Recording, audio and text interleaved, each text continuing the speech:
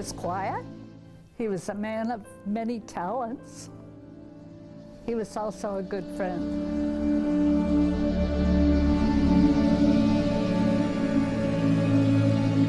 One small step for man, one giant leap for mankind. History will remember Neil Armstrong foremost as the first human to step foot on another heavenly body. What an incredible feat it was for the nation, first of all, because this was during the days of the civil rights era, the war in Vietnam, fighting in the street and everything. And here was an American stepping foot on the moon. And even then, although I did not know him, his humble comments about what was being done for mankind. It woke me up to, we live in a universe, and it's a universe that people can explore, and here was a man stepping foot on the surface of the moon. Webb was flying Navy fighters in Korea, the X-15 at Edwards Air Force Base in California, or training at the Johnson Space Center for the lunar landing he'd later make. Armstrong was cool as a cucumber competent, the perfect mix for his chosen fields of work. Armstrong's strong and analytical intellect also served him well as NASA's Deputy Associate Administrator for Aeronautics, after leaving the agency as an engineering professor at the University of Cincinnati, and later in corporate America. But after Apollo 11, what many will remember most about Neil Armstrong was the grace and humility with which he conducted his life after his return to Earth. I don't think you'll ever see a history book in which there won't be something about Neil Armstrong. I just hope we can live up to his legacy and continue the pace of exploration as I'm certain he would want us to do right now. I can recall quite vividly when the 9 of us met for the first time. We were told to go down to sign in under the name of Max Peck. And it turned out that all 9 of us signed in under the name of Max Peck. Then there was this young fellow that I said, we introduced each other, and he was a fellow by the name of Neil Armstrong. And I said, well, are you in the Navy or the Air Force? He says, no, I work for NASA. And I thought, uh-oh, boy, we got a ringer here. It's going to be a tough battle to get a flight on with Neil aboard. But he turned out to be a team player, a real great guy. And as we know from the history of what went on after that. After people had looked up for tens of thousands of years and wondered what was up there, Neil was the first person to ever make a footprint on some place other than Earth. I told Neil once that I'm not a very jealous person, but for him I'll make an exception on that one. That first step on the moon was really something.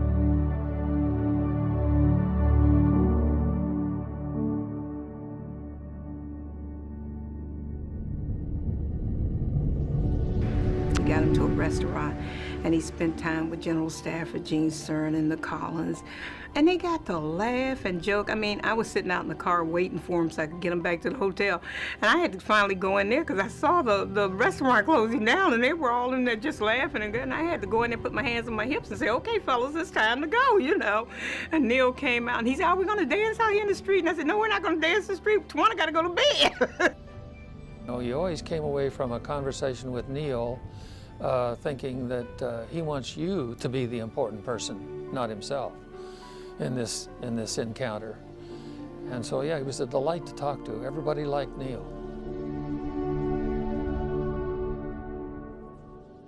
I'll always think of Neil, though, as a friend, and it's just too bad he's gone, but looked at himself as being as being sort of out on the tip of the spear, if you will. And there were just a lot of thousands of people that were designers and engineers and people who made it possible for him to be out there doing what he did. And no one can take away anything from that, but he saw himself as the results of the work of a great team of people.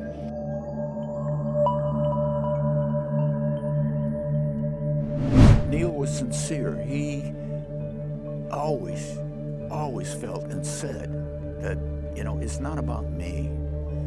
It's about those other 500,000 people who made it possible for me to do what we did, what he did.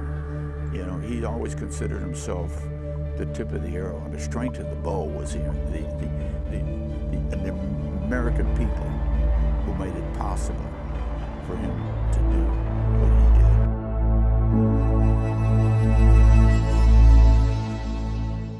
It never was about him. I don't think I was even in his vocabulary.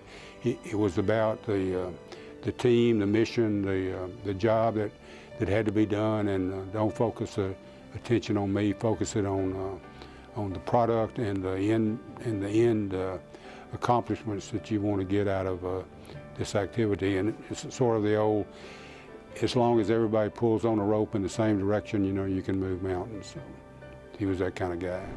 The Apollo 11 mission patch. We passed the 50-second mark. Power transfer is complete. On engine. 9. Ignition sequence starts. 6, 5, 4, 3, 2, 1, 0. All engine running.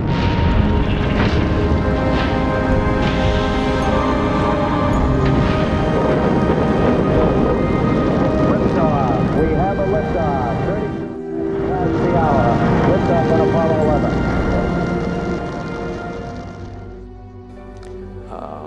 He was commander of that mission, and as it went back then, the astronauts designed their mission emblem, and there was one for every mission. That particular mission patch, look at it closely, there's no astronaut names on it.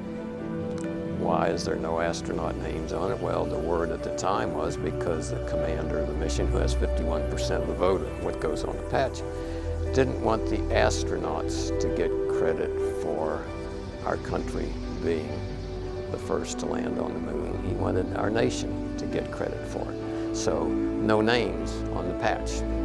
There's the eagle there, of course, representing the strength of our country, but the eagle is not carrying arrows in a form of arrogance or military. It's carrying an olive branch for peace.